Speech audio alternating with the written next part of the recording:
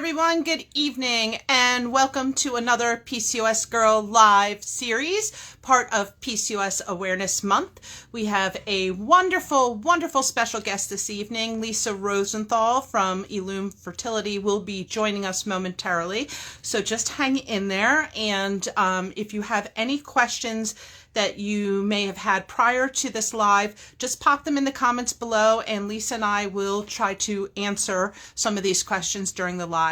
Lisa is with us. Welcome, Lisa. And we're going to get her added in.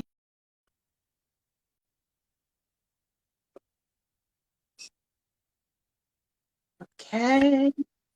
There she is. Hello, Miss Lisa. Hiya, Ashley. Always such a pleasure to see you, honey. You too. How are you doing? Good. I'm outside, and I don't know if it's Halloweeny or just spooky, but I'm out here by candlelight, and you can hear the crickets. So there you go. I love that because, that's one of the best things about you is like whenever I'm around you, it's a very soothing environment. And it makes me just feel wonderful, especially on a Sunday evening and in the middle of PCOS Awareness Month when I've been like, the whole time. So thank you for that. And thank you, because PCOS Awareness Month is such an important month. We know that PCOS awareness does not end in September, but it is that time where we really get to bring awareness. And the particular topic you chose for tonight is near and dear to my heart. Oh, and So I'm thrilled to be here. Well, thank you. So tonight we are touching on a very important topic and something that affects both Lisa and myself personally, both with PCOS and both with family members with PCOS. And sometimes there's a lot of anxiety. Sometimes there's a bit of confusion and a heck of a lot of emotion that comes with that. I've always found it very interesting, Lisa, that how we advocate for ourselves, like sometimes, we'll advocate for ourselves, we'll stand up for ourselves, but when we know it's our children or another family member, it's like we go into mama bear mode and we become kind of super advocates, which sometimes our kids are okay with, sometimes our kids are not okay with. So before we get into that topic, I just wanted you to let everyone know a little more about your background, a little bit more about your story, and then we'll hop into talking about this a little bit. Wonderful.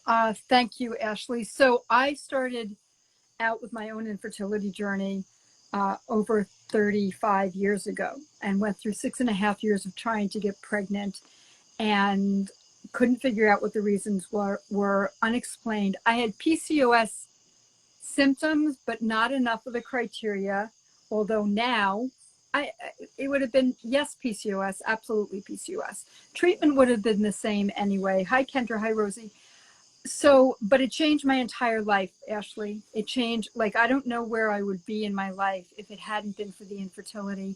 And PCOS, those symptoms and getting on thyroid medication is really one of the things that helped me get pregnant. And I went merrily along. I ended up having 3 beautiful, fabulous daughters, one at a time. Had no real understanding that there was a really strong genetic connection. And it was actually, Ashley, so I've been working as a patient advocate for over 30 years. I feel lucky, honored, and grateful to be working with Illume Fertility, who they have my whole heart for the way that they support patient advocacy. My job title is patient advocate, that's my whole job. It's not something I dabble in. It's not something, they don't ask me to do 18 other things and sort of help the patients. I'm here for the patients, and not just our own patients, by the way. So I'm very blessed. And one of the things that they've given me permission to do is work with PCOS Challenge on PCOS Advocacy Day, one of the ways that I met you.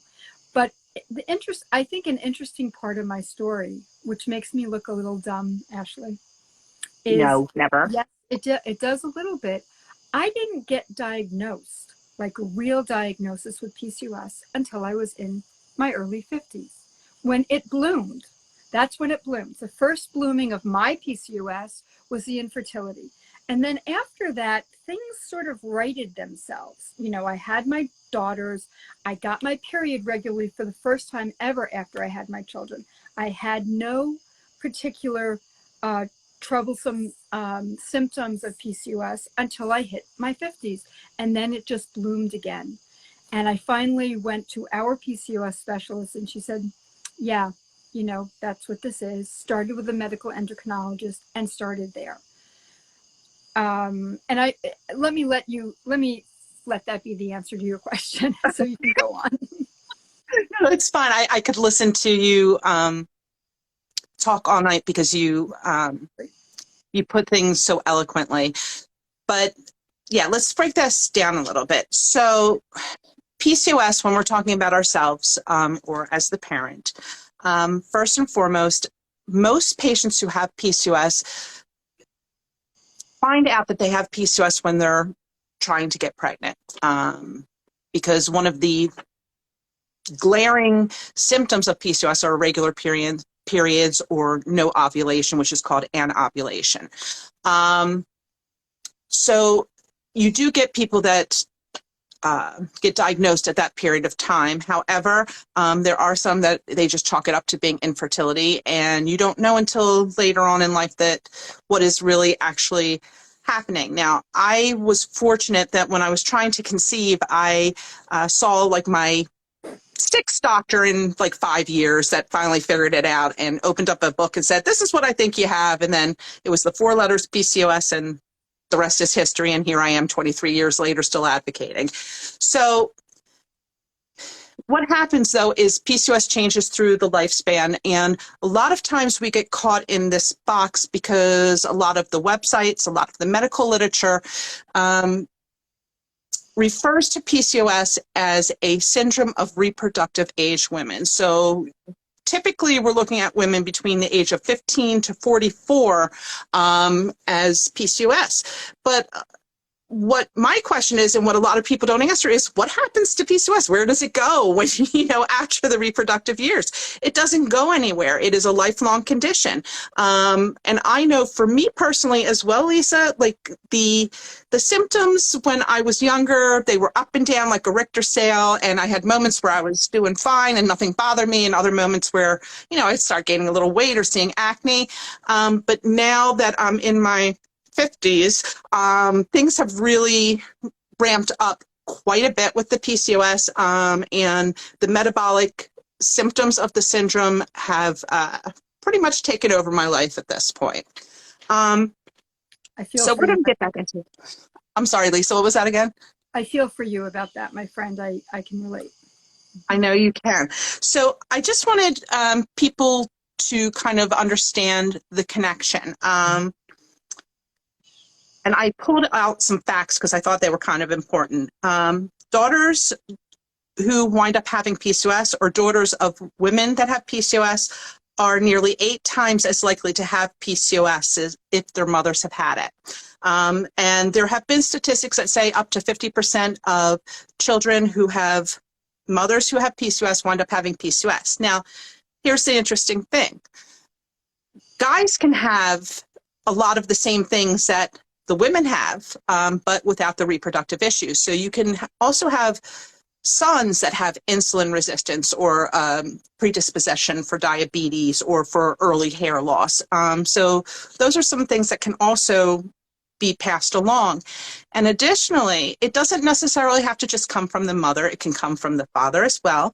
And some of the things that they look at are if a father has heart disease or has diabetes. There could be genetic signals there that when a baby is in the womb, it will program the baby to have PCOS later in life. So that's kind of important to understand. So let's get into this a little bit because both of us have. Before you go on, I have a question for you. Sure. Is it a truth or is it a myth that gestational diabetes also predisposes both mother and child to PCOS? I don't have the exact answer, but what I am going to say is this.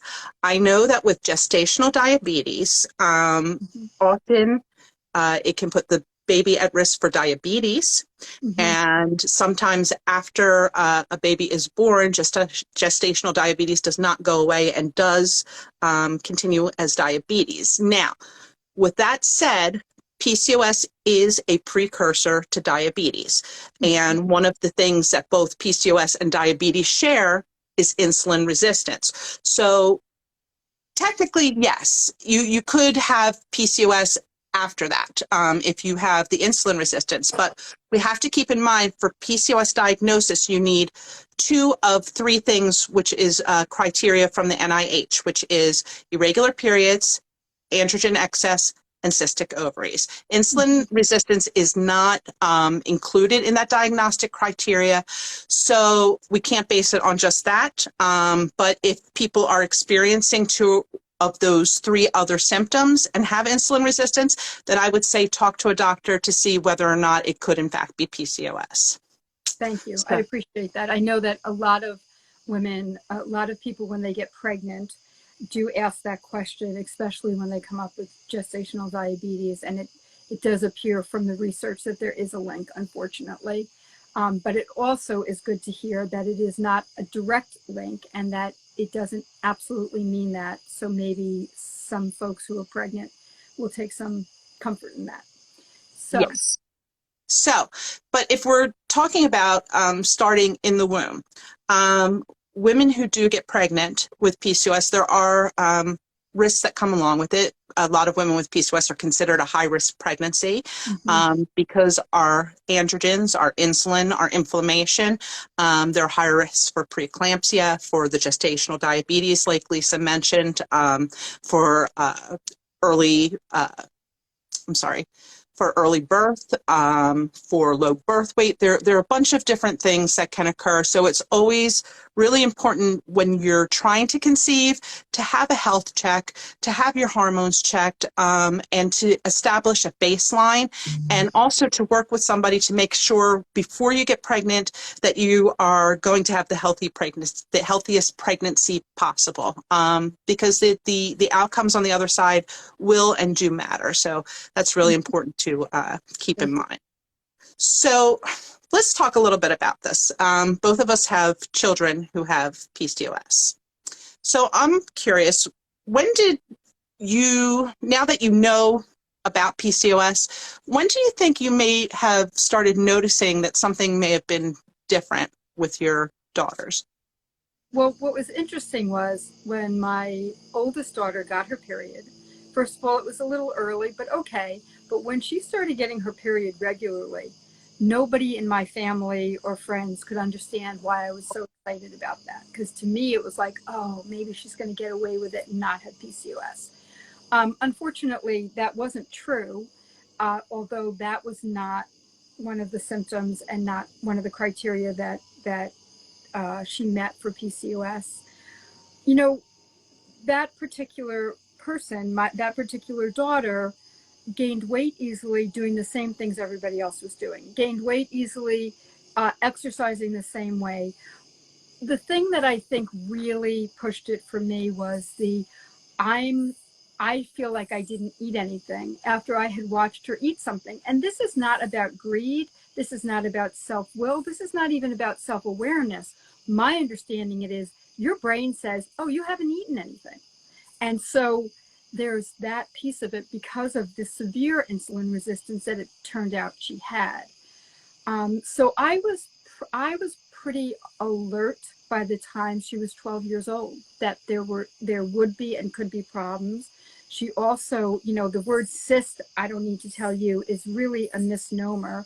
They're, you know, they're not looking at cysts so much as follicles, and how many antral follicles there are and all of that. And she met that criteria as well.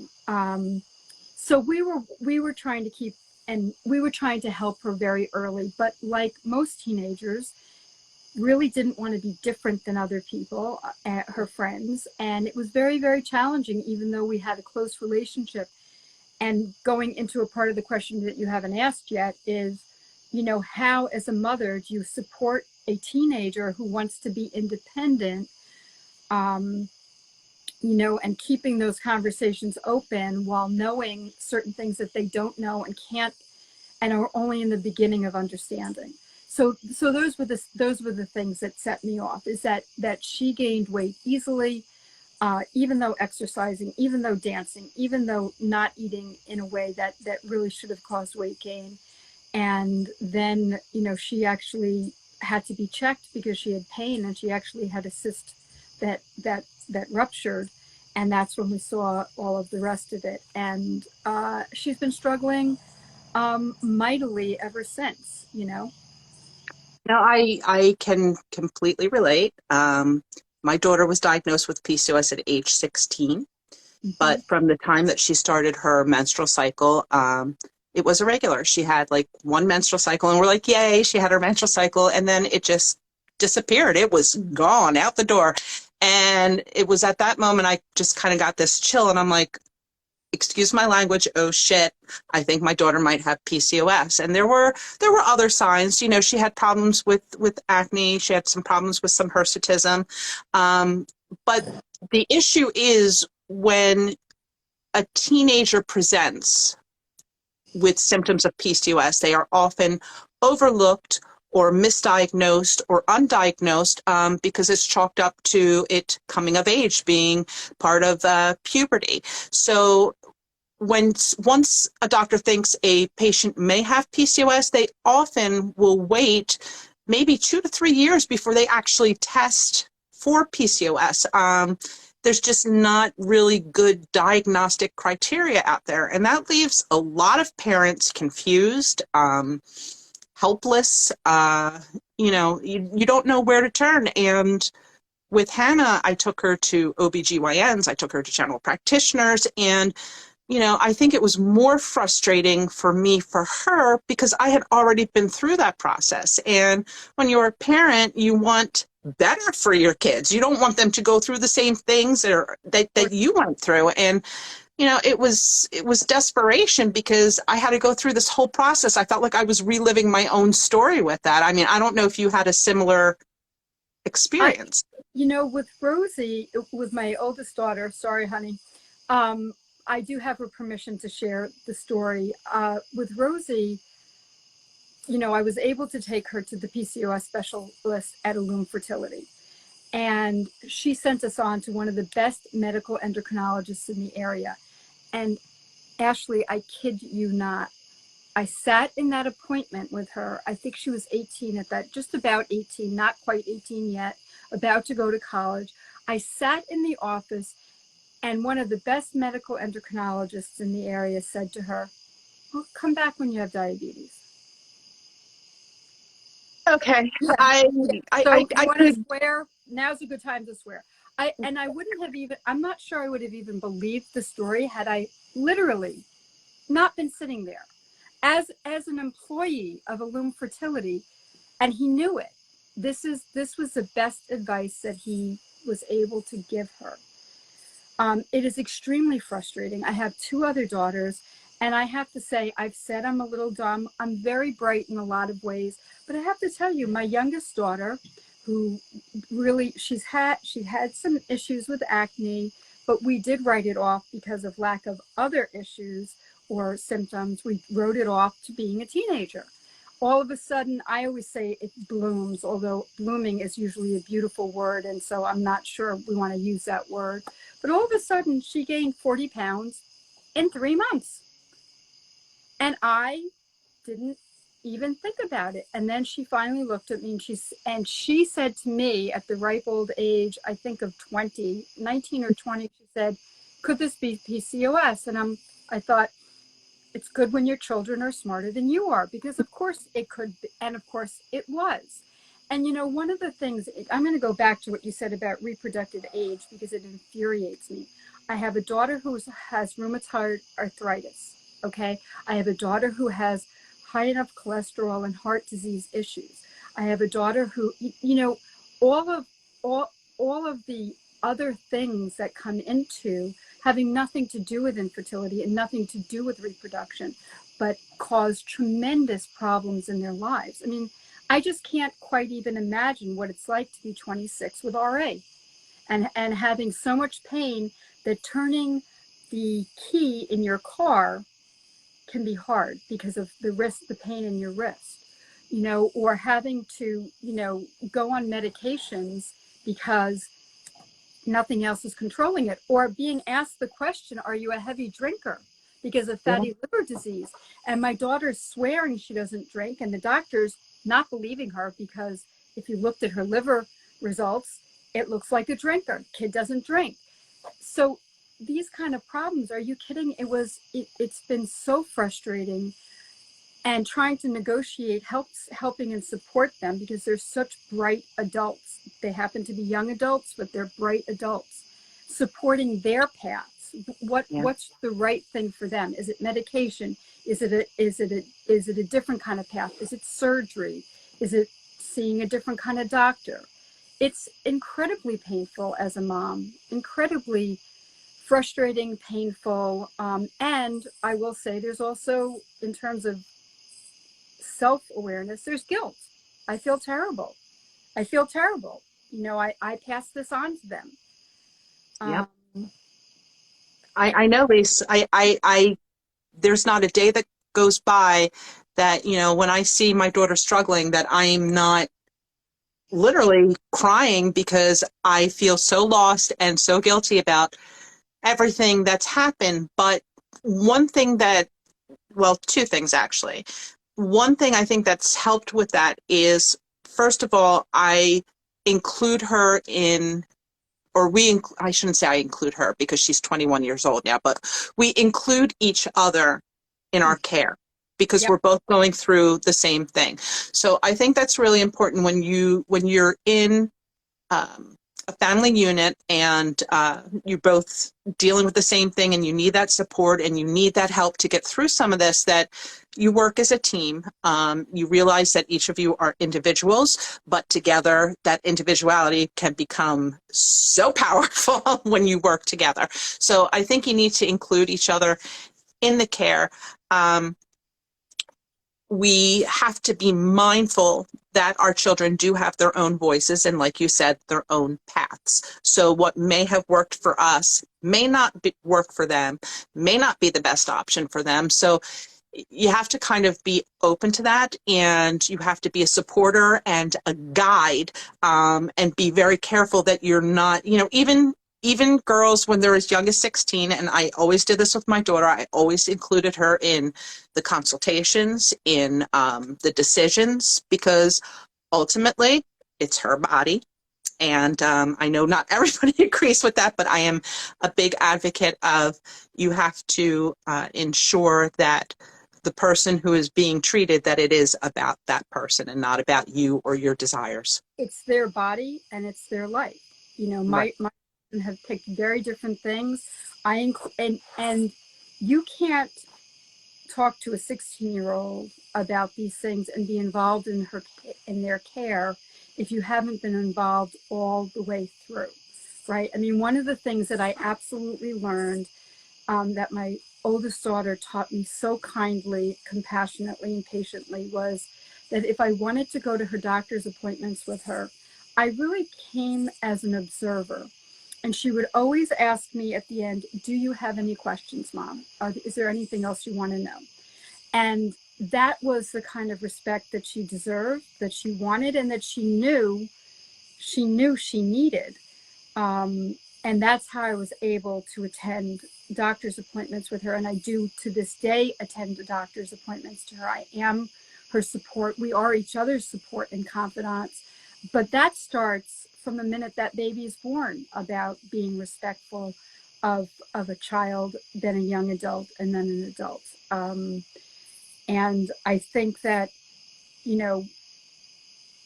it's questionable, I suppose, for some people, not for me or you, whether a 16-year-old is in charge of their own body. It's not at all questionable about whether a 24-year-old is in charge of their own body. Not at all, right? And while there's some magical line of 18 because that's when they become a legal adult, the truth is that, the respect for somebody has to start a lot earlier than that.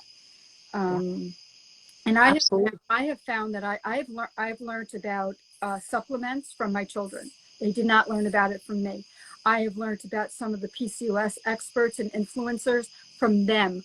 They of course they've learned things from me as well, but also being open to, if you have a child with PCOS, there's going to be a lot of sadness, a lot of guilt, a lot of challenge. And there's the upside is that you can be each other's partners and helpers. You can learn from each other.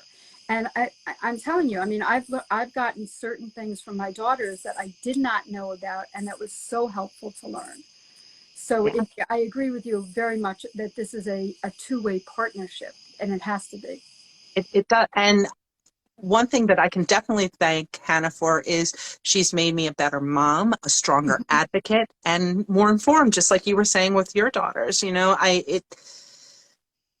they're growing up, Lisa. That's all I can say. And listen, with my daughter's permission, I went to our doctors at Illum Fertility and told them what happened in that appointment. And we do not refer to that physician, because what a ridiculous response. Come back when you have diabetes. Not what we're looking for, right? And yes, it has made me a different kind of mom. It has, and I think it's made them different kind of daughters as well. Ashley's not going to say it, but Ashley and I are both Ashley with a Lifetime Award, are both being honored at PCOS Challenge Gala next week. I'm going to have all three of my daughters there. You know, it means a lot to them that I have always advocated, not just for myself, right? It can't just be about us, right, Ashley? It's not just about us. It's not just about our children either. It's about the entire community. You know, our children may have children, right? And those children may have PCOS.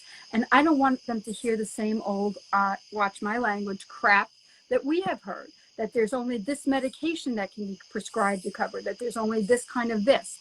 I want, if my grandchildren or great-grandchildren have PCOS, I want them to have much better answers than we have right now. Much better. And it's unfortunate, Lisa, because, you know, first of all, PCOS is an ancient disorder, but it started really showing up in medical literature and being medically recognized about 85 years ago as Stein-Leventhal syndrome. Mm-hmm. Here we are 85 years later. We still have no known cause, no cure. We still have metformin, though. Don't even get me started on that, Lisa. Right. That's a whole nother line. I know, which is an okay medication, but how is that still supposedly the gold standard for a medical endocrinologist to be prescribing, or a pediatrician, or an OBGYN? How could that still be the medication that's being used? Because if it's not something that they went to school for to specialize in, then I'm sorry, they don't care. I made an appointment to see a new endocrinologist, and I couldn't get in to see the endocrinologist until like October. And the endocrinologist told me, well, you know, I don't know why you're coming to see me anyway. This is something that should be treated by an OBGYN, a freaking endocrine disorder. And they're telling me I should go to an OBGYN for it. So, you know, there's so much misinformation, and you're right. We have to arm this generation and prepare future generations to take on this battle, because it's not going to end anytime soon. But what we can do is, like you said, work together, support one another, and ensure the future is better and brighter than the past has been. Absolutely. And there are, thank goodness, I attended a presentation by Monica Moore, who's an amazing human being. And she presented, and 5 of our doctors were there, on obesity being a disease, and what that meant, and what that meant about weight loss, and what that meant about at that point having a child, you know, getting pregnant, carrying a pregnant. Hi, Laura.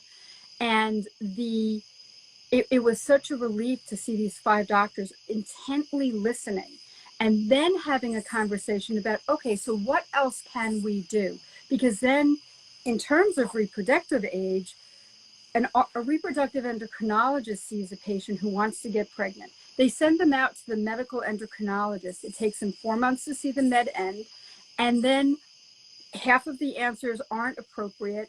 So it's, of course, one of the problems with PCOS is infertility and delayed fertility and delayed parenthood. But it's not the only thing. And there are new medications out there, and they're hard to get, and they're hard to get prescribed. And we weren't, and talk about the judgment about this, right? I mean, we haven't even talked about that. I have one daughter who self-identifies as, it's so hard for me to say the word, but she tells me to say it, who self-identifies as fat. And she's like, that's what I am. It's really okay with me. It's not some bad word. It's an it's an observation. But the stigmatization about this, it's heartbreaking. The assumptions that people make. And it's one of the last isms that is really okay to continue to indulge. To say things about fat people, still okay. It's still okay. And many of our PCOS patients have weight problems. And of course, there are lean PCOSers who are like, well, you're fine. You don't have PCOS. You can't have PCOS. You don't have a weight problem. Yeah. It's enough to make anybody crazy. Right. It should be about health at every size. Health Period. Size. Exactly. But first of all, I've got to sit down and have your daughter be my cheerleader. Because to me still, when I look back at myself when I was younger, or, maybe even 10 years ago, I was nowhere near as heavy as I am now. And I beat myself up so much, no matter how many times I hear it from people who love me, adore me, accept me for who I am. It's so hard to accept. And not just with being overweight, but like you said, somebody who may be lean or may have acne or facial hair. I mean, there are all of these different symptoms. And sometimes you just look and you want to say, just give me a break. I'm trying the best that I can. My body's trying the best that it can. And I think people, especially doctors, and I think that's where the issue comes in, and with a lot of the care for our kids and for ourselves, is that I think the stigmatization comes from the fact that we're judged every time we go into a doctor's office. Like, oh, you can't, you're eating too much. I mean, I had doctors tell me that I must be sleep eating if I'm not eating, because I'm not. I mean, just like the most outrageous things. I mean, we even had doctors on social media who have huge followings. Okay. There was one that blamed it on lifestyle and diet. There was another doctor who said that his wife didn't attach to him because she has PCOS. I mean, like, where does this stuff come from? And you wonder why people don't talk about PCOS and why our children don't want to open up about having PCOS, because there's that judgment that's always there. And I think that's where that, like, mama bear mode kind of kicks in, and you want to protect them from this, but maybe it's better to just leave them exposed to it, Lisa, so they can fight back and answer for themselves. Exactly. And my oldest daughter turned me on to some wonderful books, including, Roxane Gay is one of them, but there are some really terrific books about, feeling proud, whatever weight you are, right? Feeling healthy, feeling sexy, feeling interesting, feeling beautiful, no matter what your weight is. But it's very interesting, because one of the things that we discovered is when we looked at our patient bill of rights, we don't discriminate against this. And of like the 12 to 16 things, there was no mention about the fact that we don't discriminate against weight. And we're trying to find the right language that has to be in there. But with everything that's in there, gender, obviously racism, obviously lots and lots of things that we don't discriminate against, but nothing there about not discriminating against weight. Even to the point of, does your doctor ask you, is it okay to weigh you today? Right? And you can refuse that, right? You can refuse that. You can do an estimate. You could say, I'm this tall, or you can say, does it have to be every time? Or you can say, yes, but please don't tell me. I'm going to turn around. The lack of respect that is given to women with PCOS, whether it's because of weight or whether it's because of pain, it's hard to explain to an employer that you can't come to work because you have rheumatoid arthritis or you have whatever is going on. PCOS, unfortunately, it does not just affect our fertility. So it's very challenging. Yeah, no, somebody actually referred to it as the PCOS is the neglected stepchild in the medical room. And you kind of have to believe that because it does fall through the cracks and it's often ignored. And that's why you and I, Lisa, do what we do. We open our mouths really wide and we scream really loud about PCOS, about infertility, because it matters. Mm-hmm. So, Lisa, I would love you to give any final advice, mantras, words of wisdom, and then tell everyone how they can find you and Illume Fertility, because you guys are amazing, always a wealth of information, and always have a plethora of resources for the PCOS community. I think the one thing that I think that for mothers of daughters, I think we need to be really careful because we don't want to create eating disorders. We don't want to create opposite problems. But I think that having for parents, not just mothers, but having parents create open relationships with their children from day one, literally from day one, and that relationship builds on itself, so that when your daughter is 12 like mine or 16 like Hannah was, that it's a natural occurrence that of course we're going to continue to talk to each other, of course we're going to help support each other, and I think that being aware of our own biases is really important. Like for me these days, if I see somebody in their 20s who is heavy, I automatically start to think about PCOS. And I don't ask the question, but I nudge around it. And I because I hate for somebody to be blaming themselves about willpower or this or that, when what they need is medical help and attention, right? We don't blame. I guess I would say whether you have PCOS, whether you suspect your child has PCOS, keep in mind that if we had or our children had heart disease, we wouldn't think twice about going to a cardiologist. And if we couldn't control high blood pressure off of medication, then we would take the medication to be healthier, to be fitter, to make those hearts healthier. And so, to be aware that this is a medical condition. This isn't self-will. This isn't greed. This isn't any of those things. And keep joining the conversation. So Illume Fertility, you can find us pretty easily. And Lisa Rosenthal, you can find me at Illume Fertility pretty easily. I don't even worry about this. Of course, my team is probably pulling their hair out, but it's true. Illume Fertility, I will just say one thing. The fact that we have a PCOS program for people who are not trying to get pregnant. Why? Because nobody else is doing it. The pediatricians aren't doing it. The medical endocrinologists aren't doing it. So why are we seeing 12-year-olds, 14-year-olds, 16-year-olds? Because somebody really has to take care of them. And because there are ways of helping them at that age so that PCOS doesn't have to bloom the way that it sometimes does, that we can get help earlier. So Thank you. And thank you, Ashley, and thank you, Hannah. Meeting Hannah was one of the joys of PCOS Challenge Advocacy Day, many years ago. It was a joy to meet her. It's not hard to see how she's become so well-spoken, so well-poised, and so dynamic. It's not hard to see where she gets that from, though.